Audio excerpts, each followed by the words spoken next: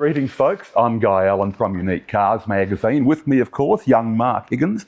Morning. Good morning. How are we? I'm good. How are you? Good. Very good. Now, we're doing something totally different today. We're in Alan Hamilton's former garage. Yes. Alan, of course, being tied in with Porsche all his life, effectively. Correct. Yes. And you wrote a brilliant story about Alan. Thank you. Don't blush if you wish, but in Unique Cars, we published a story.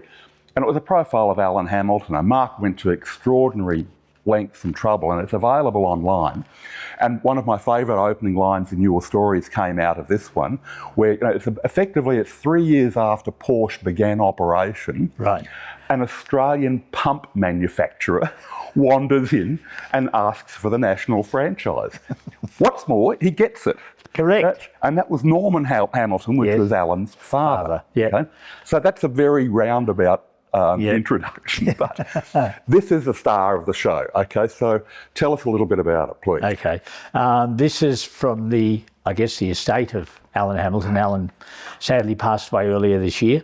And this is probably one of his lesser known but famous race cars. It's a McLaren M10B. He bought it from Neil Allen in late 1970, and Alan hadn't had a career in open wheelers at that stage. He raced sports cars, Porsches of course, touring cars, Porsches of course. In fact, he nearly won the 1969 Australian Touring Car Championship. The only reason he didn't win it was because you had to drop the worst round of points. Right, okay. And Pete Gagan ended up winning it, even though he had problems at the track on the last round of the championship. And had the race have gone on another lap or two, Norm Beachy probably may have broken down because his thing was jammed in top gear and Alan could have won it. But Alan had to drop points.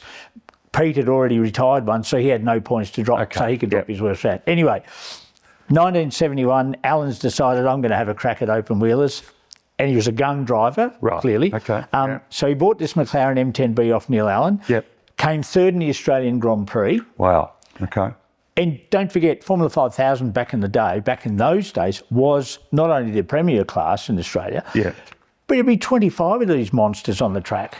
Aren't they a sight? I've only seen them a couple of times, but holy mackerel, it's just like these mad winged dinosaurs being cut loose on a racetrack. Absolutely. I mean, they're just, wow. They were like super fast. At many tracks faster than Formula 1 cars. Right, and the noise from these 5-litre V8 engines back then with no mufflers was epic. Alan then also came second that year in the Australian Drivers' Championship, the Gold Star Series. So his debut year in Formula 5000 rather, you could say was very, very successful. For a debut year, that's extraordinary, really, when you think about it. Absolutely. And the specs on this, you were telling me the specs earlier, which is just fantastic. Well, it weighs 630 kilograms and it has about 550 horsepower. So I'm kind of guessing it'll get your attention pretty quickly. Absolutely. To say the very least. Alan sold this car. He was dead keen on buying a Lola T300, which was...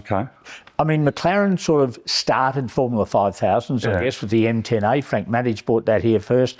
Then the M10B, which had some mods done to it, which is this car. And they were like the default Formula 5000 back in the early 70s. Gary Cooper built a few Elephants. Then Lola came on board with their T300. Alan was keen on buying one of those, so he sold this to Pat Burke for Warwick Brown to drive.